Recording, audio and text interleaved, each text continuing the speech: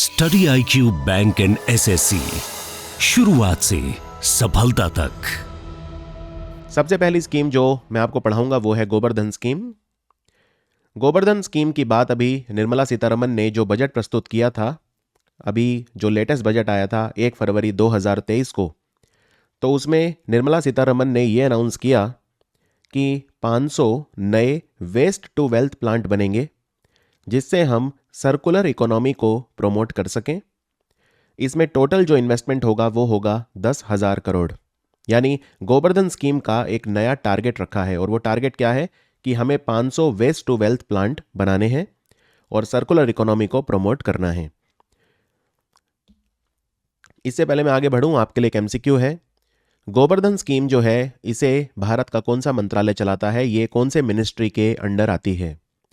Gobardhan scheme जो है हमारे मिनिस्ट्री ऑफ जल शक्ति के अंडर आती है। यहाँ पे आप देख सकते हैं, हमारा जो मिनिस्ट्री ऑफ जल शक्ति है उसके नीचे एक डिपार्टमेंट होता है जिसे बोलते हैं department of drinking water and sanitation. ये जल शक्ति मिनिस्ट्री जो है 2019 में बना था, उससे पहले ये मिनिस्ट्री नहीं था, और बहुत सारे मिनिस्ट्री हैं जिनको मिलाकर ये मिनिस्ट्री बना था। तो पहले एक अलग मिनिस्ट्री हुआ करती थी, ड्रिंकिंग वाटर एंड सैनिटेशन, लेकिन वो इस मिनिस्ट्री के अंडर एक डिपार्टमेंट बना दी गई थी। So department of drinking water and sanitation जो मिनिस्ट्री ऑफ जल शक्ति के अंडर आता है, वो गोबर्धन स्कीम को चलाता है। यहां पे मैंने एक वर्ड यूज किया, सर्कुलर इकोनॉमी। तो सर्कुलर इकोनॉमी क्या होता है, पहले इसको समझते हैं। देखिए, आपने मान लीजिए कोई चीज प्रोड्यूस करी, राइट, आपने उसको डिस्ट्रीब्यूट किया, फिर उसको कंज्यूम किया। जैसे मान लेते हैं आपने एक बिस्किट का पैकेट खरीदा, तो जब बिस्किट का पैकेट आपने खरीदा तो इसमें क्या क्या चीज़ें आपने प्रोड्यूस करी? आपने जो बिस्किट हैं वो बनाए, प्लस उनकी पैकेजिंग मटेरियल जो है उसे बनाया।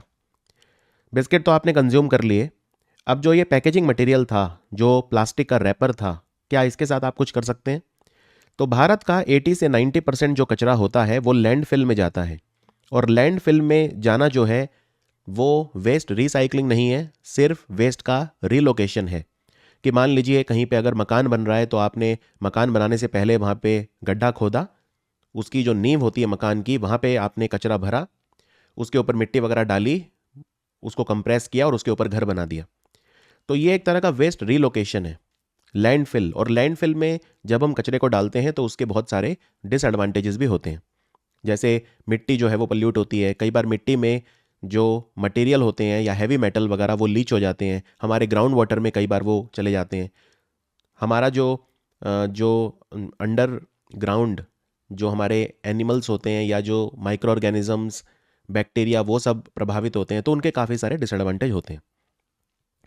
तो ये जो पैकेजिंग मटेरियल है इस बिस्किट के पैकेट का, इसको मैं अगर रिसाइकल कर दूं, यानी रिड्यूस रीयूज, या तो मैं उसे रिड्यूस करूं, रिड्यूस मतलब होता है कचरे को कम करना, उसे रिड्यूस बोलते हैं।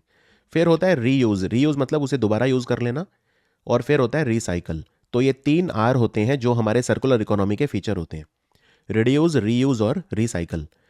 तो जब हम ये करते हैं 3 R, रिड्यूस, रीयूज या रिसाइकल, इसमें और भी टर्म्स होते हैं जैसे रिपेयर वगैरह, ये सब भी आप डाल सकते हैं।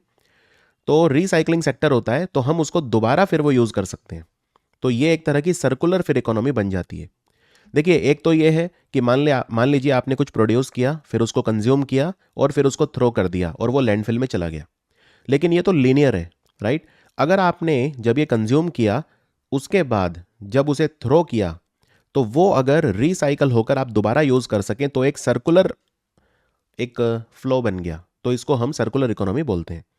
और सर्कुलर इकोनॉमी इतनी इंपॉर्टेंट क्यों है, प्रधानमंत्री मोदी भी बार बार इसके बारे में बात करते हैं, वो इसलिए क्योंकि सर्कुलर इकोनॉमी बहुत सारे सस्टेनेबल डेवलपमेंट गोल को सपोर्ट करती है। जैसे अगर मैं हमारे 17 सस्टेनेबल डेवलपमेंट गोल्स हैं, तो अगर आप कचरे को कम करेंगे, कचरे को रिसाइकल करेंगे, तो कौन कौन से सस्टेनेबल डेवलपमेंट गोल आपके सर्व होते हैं?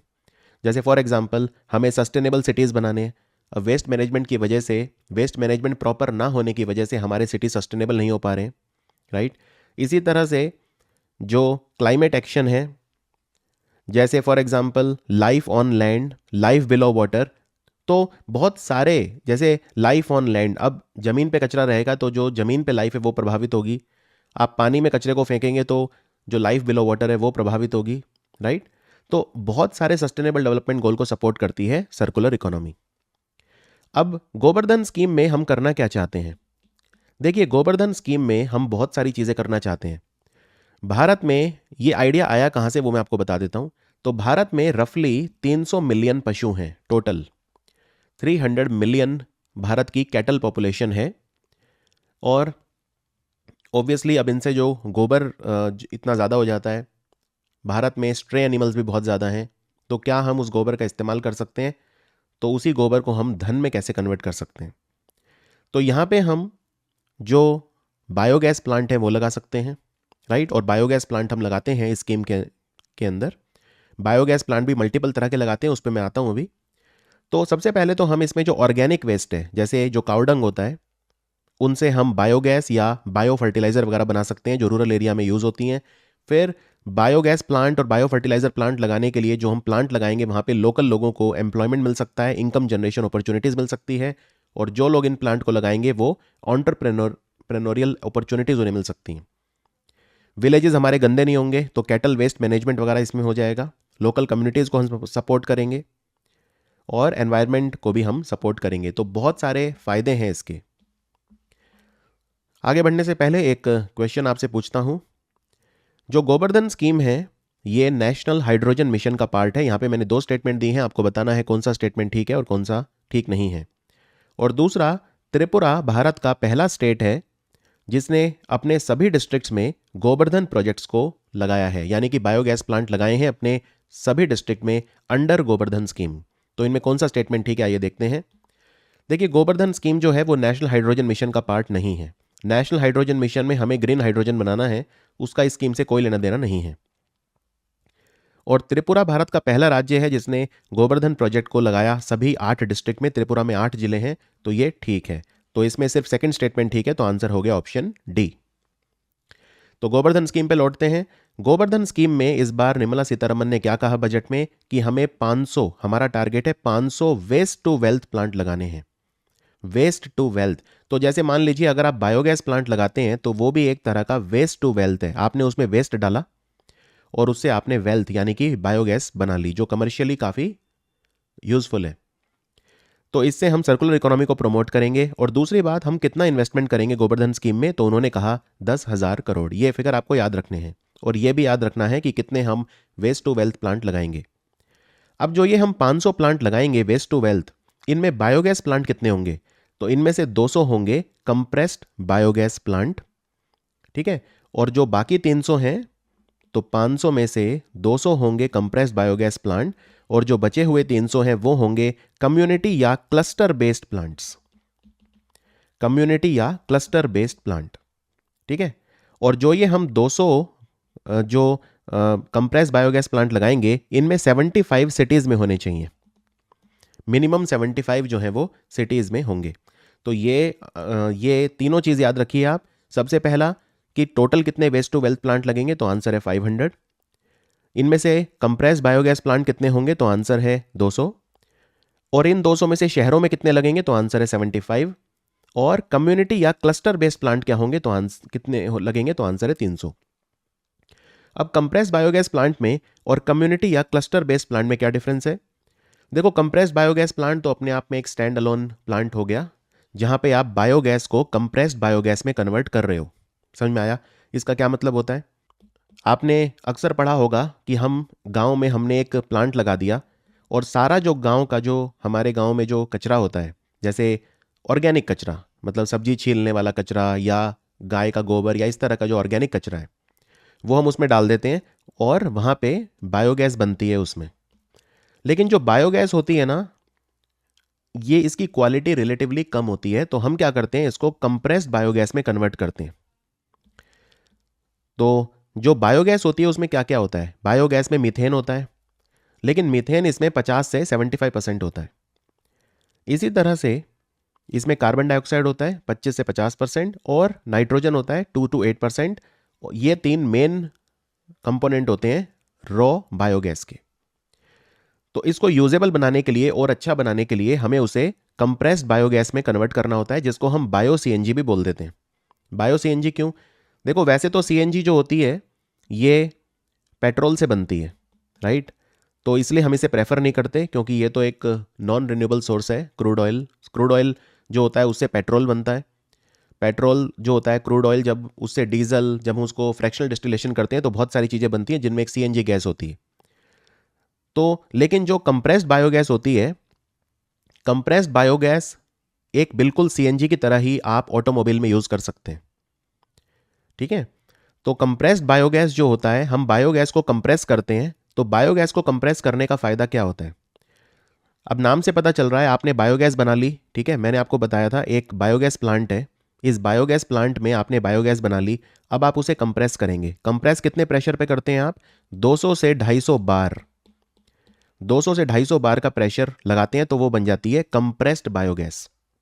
अब कंप्रेस्ड बायोगैस के क्या फ़ायदे हैं? तो कंप्रेस्ड बायोगैस आपके व्हीकल में यूज़ हो सकती है और हम उसको ऑटोमोबाइल फ्यूल वगैरह में यूज़ कर सकते हैं, इसीलिए हम उसे बायो सीएनजी भी बोलते हैं।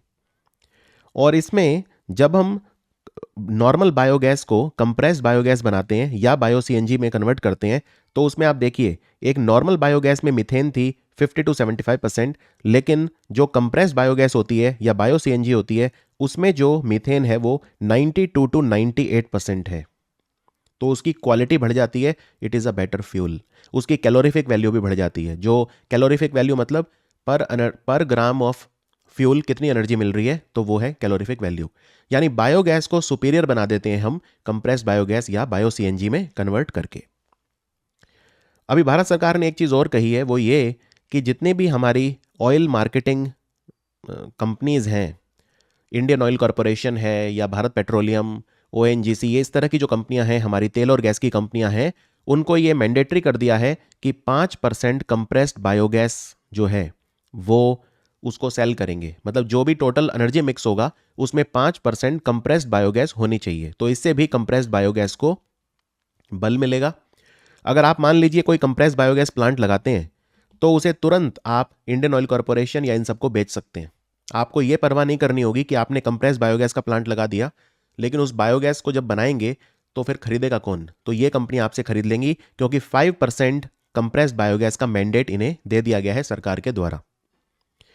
और गोवर्धन में स्वच्छ भारत मिशन ग्रामीण के तहत अगर आप कोई प्लांट लगाते हैं तो इसमें फाइनेंशियल असिस्टेंस मिलता है। फाइनेंशियल असिस्टेंस जो है वो है 50 लाख रुपए पर डिस्ट्रिक्ट। 50 लाख रुपए पर डिस्ट्रिक्ट का फाइनेंशियल असिस्टेंस प्रोवाइड किया जाता है अंडर स्वच्छ भारत मिशन ग्रामीण। आज की अगर मैं भारत में बात करूं, एक रफली अगर हम देखें, तो भारत में 583 बायोगैस प्लांट हैं। इनमें से 507 हमने गोवर्धन योजना के तहत लगाए हैं, मिनिस्ट्री ऑफ जल शक्ति की गोवर्धन योजना के तहत। इनमें जो 40 प्लांट हैं वो सतत योजना के तहत लगे हैं, जिसको हम आगे पढ़ेंगे। इसको चलाता है ministry of petroleum and natural gas. और जो बाकी 36 हैं ये नेशनल बायो एनर्जी प्लान, जो ministry of new and renewable energy का है। आपको ये याद रखने की जरूरत नहीं है कि कितने प्लांट अभी लग चुके हैं भारत में अंडर डिफरेंट स्कीम, लेकिन ये 3 मेन योजनाएं हैं और ये मैच द फॉलोइंग में भी आ सकती हैं। तो गोवर्धन योजना, इसमें हम क्या करते हैं? गोवर्धन योजना में हम कंप्रेस्ड बायोगैस प्लांट लगाते हैं या हम कम्युनिटी बेस्ड जो बायोगैस प्लांट हैं वो लगाते हैं। इसके बारे में मैं अभी बताता हूं कम्युनिटी बेस्ड क्या होता है। और फिर है सतत योजना। सतत योजना में भी हम यही काम करते हैं, हम कंप्रेस्ड बायोगैस प्लांट लगाते हैं, लेकिन इसे चलाता है ministry of petroleum and natural gas. और तीसरी योजना है नेशनल बायो एनर्जी प्लान, जो अभी लॉन्च हुई थी नवंबर 2022 में। इसे चलाता है ministry of new and renewable energy.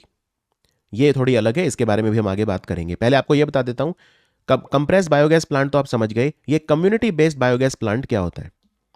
यहां पे देखिए, ये गुजरात में है, बनास यहां पे लगाया हुआ है ये।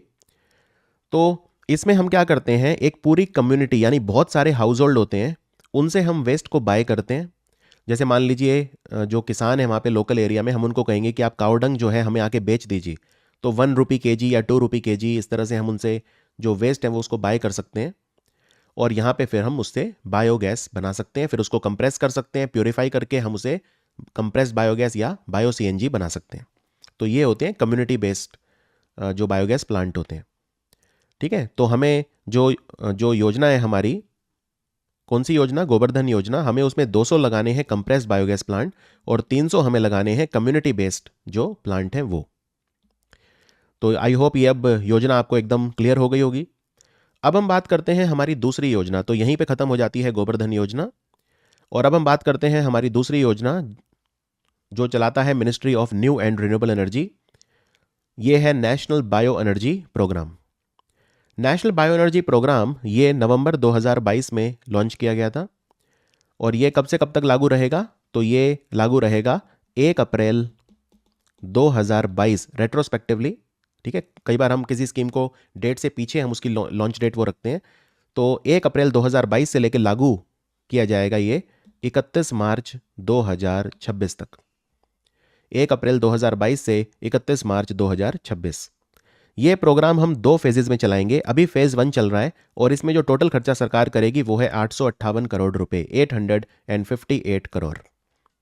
अब इस वाले प्रोग्राम में हम क्या करेंगे? नेशनल बायो एनर्जी प्रोग्राम में इसमें हम 3 चीज़ों पे फोकस करेंगे। पहला है वेस्ट टू एनर्जी। तो इसमें ये कॉमन चीज़ है waste to energy. Waste to energy में हम वही बायोगैस प्लांट लगाएंगे, बायो सीएनजी यानी कंप्रेस बायोगैस प्लांट लगाएंगे। तो ये सब हम करेंगे। फिर बायोमास प्रोग्राम। बायोमास प्रोग्राम में हम क्या करेंगे? हम ब्रिकेट और पैलेट वगैरह ये सब बनाएंगे। और हम जो नॉन बगासी बेस्ड बायोमास है हम उसको प्रमोट करेंगे। ये जो ब्रिकेट और पैलेट वगैरह होते हैं ये वेस्ट से बनते हैं और ये इनको जब आप बर्न करते हैं पावर प्लांट्स वगैरह में तो काफ़ी अच्छा ये परफॉर्म करते हैं। ब्रिकेट्स, पैलेट्स वगैरह ये एनर्जी सोर्स की तरह काम करते हैं। ये वेस्ट से बनाए जाते हैं, बायोमास से बनाए जाते हैं। तो ये मेनली कहाँ पे यूज़ होते हैं? ये power generation, thermal power plant में यूज़ होते हैं। और बायोगैस प्रोग्राम, तो waste to energy programme, biomass programme और बायोगैस प्रोग्राम। तो एक एक करके इसमें देखते हैं। हमने इस प्रोग्राम के तहत यानी नेशनल बायो एनर्जी प्रोग्राम के तहत 2 पोर्टल भी लॉन्च करे हैं, बायोगैस पोर्टल और बायो ऊर्जा पोर्टल। ये लॉन्च करे अभी अभी हमारे minister for new and renewable energy mister R K. Singh ने। और इसमें बेसिकली हम जो इन्वेस्टर्स हैं उन्हें ट्रैक करते हैं कि आप नेशनल बायो एनर्जी प्रोग्राम जो है उसके तहत आप प्लांट लगाइए, हम आपको सपोर्ट करेंगे। तो जो पहला कंपोनेंट है इसका वो है waste to energy programme. Waste to energy में वही है कि हम जो हमें एनर्जी जनरेट करनी है अर्बन वेस्ट, इंडस्ट्रियल वेस्ट और एग्रीकल्चर वेस्ट से, और हमें बहुत बड़े बायोगैस, बायो सीएनजी वगैरह प्लांट लगाने हैं। दूसरा है बायोमास प्रोग्राम। बायोमास प्रोग्राम में हम ब्रिकेट्स और पैलेट्स को बनाते हैं और फिर बाद में इनको थर्मल पावर प्लांट में यूज़ करते हैं। ये कोल से एनी डे बेटर होते हैं बिजली बनाने के लिए। फिर है बायोगैस प्रोग्राम। बायोगैस प्रोग्राम में भी हम जो फैमिली या मीडियम साइज बायोगैस प्लांट हैं रूरल एरिया में उनको लगाना है हमें। तो ये 3 कंपोनेंट हैं नेशनल बायो एनर्जी प्रोग्राम के। अब ये इतनी सारी चीज़ें हम इसमें कह रहे हैं लोगों को कि लगाइए, पर क्या हम एनकरेज कैसे कर रहे हैं उन्हें? तो एनकरेज ऐसे कर रहे हैं, इसमें सेंट्रल फाइनेंशियल असिस्टेंस दी जाती है। फाइनेंशियल असिस्टेंस कैसे मिलती है इसमें? अगर फॉर एग्जांपल आप 4.8 टन तक का कोई बायोगैस प्लांट लगा रहे हैं तो सरकार आपको 4 करोड़ रुपए की जो है सब्सिडी देगी, फाइनेंशियल असिस्टेंस देगी। अगर आप 4.8 टन यानी 4800 केजी पर डे कैपेसिटी का बायोगैस प्लांट लगा रहे हैं तो सरकार आपको 4 करोड़ रुपए की सब्सिडी देगी। इसी तरह से अगर आप बायोगैस पर बेस्ड कोई पावर जनरेशन प्लांट लगा रहे हैं जिसमें आप बायोगैस से पावर जनरेट करेंगे तो फिर उसमें सरकार आपको नया बायोगैस प्लांट लगा रहे हैं तो 0.75 करोड़ पर मेगावाट की सब्सिडी देगी। तो फॉर एग्जांपल अगर आप 100 मेगावाट का प्लांट लगा रहे हैं तो आपको 75 करोड़ रुपीस की सब्सिडी सरकार देगी, 0.7 करोड़ पर मेगावाट। तो इस तरह से सरकार ने कई स्लैब बनाए हुए हैं। आप अगर नेशनल बायो एनर्जी प्रोग्राम, हमें इसमें बायो एनर्जी बनानी है यानी बायो गैस, यानी कि जो हमने 3 बताए वेस्ट टू एनर्जी, बायोमास और बायोगैस, तो इसमें डिफरेंट तरह के स्लैब बना दिए सरकार ने, तो उसी हिसाब से आपको सब्सिडी मिलेगी। और अब हम बात करते हैं हमारी तीसरी योजना जिसका नाम है सतत योजना। सतत योजना में हम क्या करते हैं? इसमें भी हम कंप्रेस बायोगैस प्लांट लगाते हैं, लेकिन इसको चलाता है ministry of petroleum and natural gas. तो इसमें सतत योजना में हमारा टारगेट क्या है? सतत योजना में हमारा टारगेट ये है कि हमें 2023-24 तक 15 million metric tonne compress biogas Bharat में चाहिए और टोटल हमें 5000 कंप्रेस्ड बायोगैस प्लांट जो हैं वो भारत में सेटअप करने हैं। Very very important. भारत में हमें कितने कंप्रेस्ड बायोगैस प्लांट लगाने हैं अंडर सतत योजना? हमें 5,000 कंप्रेस्ड बायोगैस प्लांट लगाने हैं भारत में अंडर सतत योजना। और टोटल हमें कितनी कंप्रेस्ड बायोगैस चाहिए 2023-24 तक? हमें 15 मिलियन मेट्रिक टन चाहिए। ये बहुत इंपॉर्टेंट है। और सतत की फुल फॉर्म होती है sustainable alternative towards affordable transportation. एक चीज़ और करी है इसमें कि रिजर्व बैंक ऑफ इंडिया ने क्या करा है, अगर आप कंप्रेस बायोगैस प्लांट लगाते हैं और बैंक उसको लगाने के लिए आपको लोन देते हैं तो वो प्रायोरिटी सेक्टर लैंडिंग में काउंट होगा, जिससे फंडिंग आसान हो जाए। क्योंकि बैंक्स को प्रायोरिटी सेक्टर लैंडिंग में जो पैसा है अपना वो देना होता है, जो प्रायोरिटी सेक्टर लैंडिंग होते हैं हमारे, राइट। तो कितनी होती है भारत में priority sector lending generally? Commercial जो शेड्यूल कमर्शियल बैंक हैं तो 40%, राइट, 40%। ये पैसा उन्हें प्रायोरिटी सेक्टर्स को देना होता है, जैसे agriculture, education, housing, social infrastructure, renewable energy. तो उसमें कंप्रेस बायोगैस प्रोजेक्ट्स भी प्रायोरिटी सेक्टर में आते हैं। ये आरबीआई ने अनाउंस किया था 4 सितंबर 2020 को। और सतत योजना में अगर आप कोई कंप्रेस बायोगैस प्लांट लगा रहे हैं तो वो minimum 2 tonne per day capacity का होना चाहिए, तभी आपको फाइनेंशियल इंसेंटिव दिए जाएंगे। और फाइनेंशियल इंसेंटिव इसमें कितने मिलते हैं? फाइनेंशियल इंसेंटिव वैसे तो ये scheme ministry of petroleum and natural gas की है, लेकिन फाइनेंशियल इंसेंटिव मिलते हैं ministry of new and renewable energy की तरफ से। तो अगर आप मान लीजिए 4.8 टन पर डे तक का कैपेसिटी का कंप्रेस बायोगैस प्लांट लगा रहे हैं, जो इक्वल होता है 12,000 cubic metre of biogas per day के, तो आपको 4 करोड़ रुपए की सब्सिडी मिलेगी। और मैक्सिमम सब्सिडी जो इसमें मिलती है, अगर आप 12 टन पर डे कैपेसिटी का लगा रहे हैं, 12 टन या उससे ज़्यादा, तो आपको 10 करोड़ रुपए की फाइनेंशियल इंसेंटिव सरकार की तरफ से दी जाती है। यहाँ पे आप सतत की वेबसाइट पे देख भी सकते हैं कि फाइनेंशियल असिस्टेंस कितनी मिलती है। तो जैसा मैंने बताया 4.8 टन तक का लगाएंगे तो 4 करोड़, और मैक्सिमम जो इसमें मिलेगी वो 10 करोड़। इसके अलावा जो नॉर्थ ईस्टर्न एरियाज़ हैं, लद्दाख वगैरह, वो सब हैं, तो वहाँ पे 20% एक्स्ट्रा आपको मिलती है, ठीक है, उन एरियाज़ में। तो नॉर्थ ईस्ट है, लद्दाख वगैरह, जिनको हम प्रमोट करना चाहते हैं, तो वो जो एरियाज़ हैं वहाँ पे 20% एक्स्ट्रा आपको फाइनेंशियल असिस्टेंस मिलती है। Study IQ bank and SSC, शुरुआत से सफलता तक।